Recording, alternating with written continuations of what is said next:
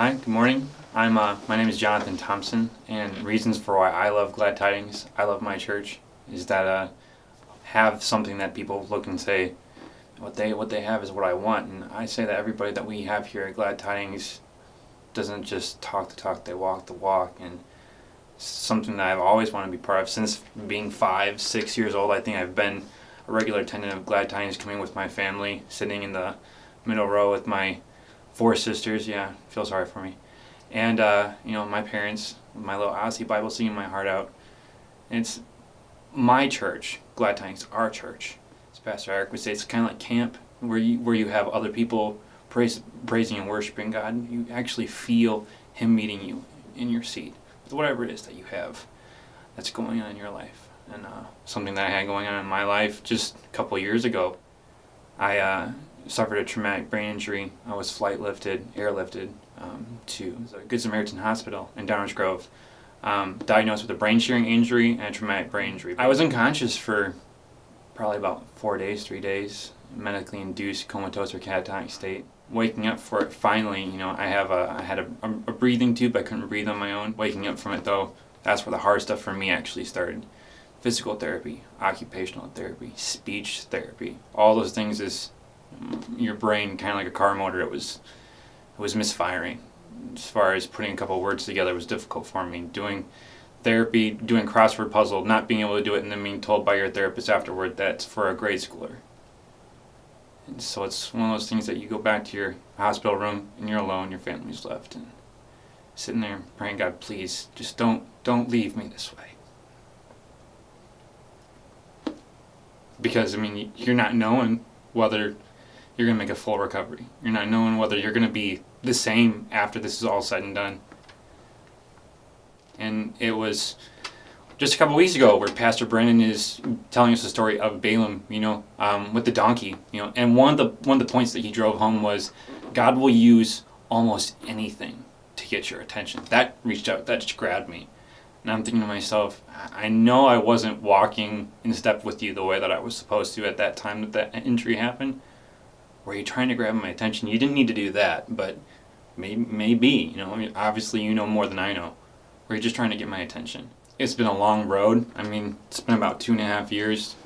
On top of all those things, I think it was 3-4 weeks being in the hospital after being awake, being moved to another hospital for the actual therapy process and everything. And Matthew 18:20 says, for where 3 or 4 are gathered in my name, there I am with them. And I think I had more than 3 or 4 people here at the congregation that was praying for me. That's my church. It's not, the Thompson family's going through something. Our heart kind of aches from a little bit. Our hearts ached from my family. It's how it is for everybody. We are a family. We are a church, the Christian family. And for that, for being there for my mom, Vicki Thompson, being there for my dad, John Thompson, thank you. One of the things that I know, last time I shared my testimony up there on the pulpit area, my 8-year-old daughter, Elena, was on that 4-wheeler with me.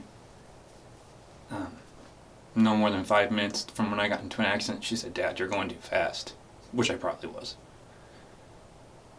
And she got off. And if a full-grown adult, as full-grown as I can be, is in a hospital for weeks, an 8-year-old won't have survived. It's not luck. It's not coincidence. That's God. First thing I asked when I woke up, my family says, I asked if she was okay. It's funny, the only thing I remembered was that she was on there with me at one point in time. So, God's goodness, His healing touch, being there as far as I felt alone. There's a song. Philip Craig's and Dean did the cover writing for it, and it was You Are God Alone. And there's this one point in that song, you're God, that's just the way it is. Every single time I'm kind of like, it hits home, but at that I just broke into tears. I'm just like, this isn't fair. The amount of time it's going to take for me to get back to being okay. But you know what? I'm breathing. I'm still here.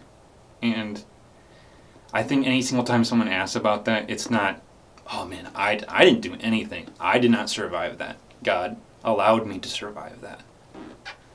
And for me to sit quietly and just be like, man, that's an insult. It's my opportunity. It's my chance. Maybe one of my few chances in life to be like, I'm a walking, breathing testament of what God's done for me. So, I mean, I appreciate everything that we're doing here for the month, doing all these testimonies and having everybody share what God's done in their life. Because often as I'm asked, it's the day that I die, it will be a screaming proclamation of how God saved me, gave me another opportunity to share with you, to share with anybody.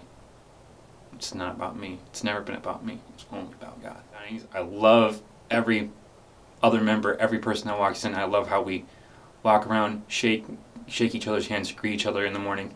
How's your week been? And it legitimately means something. It's not lip service.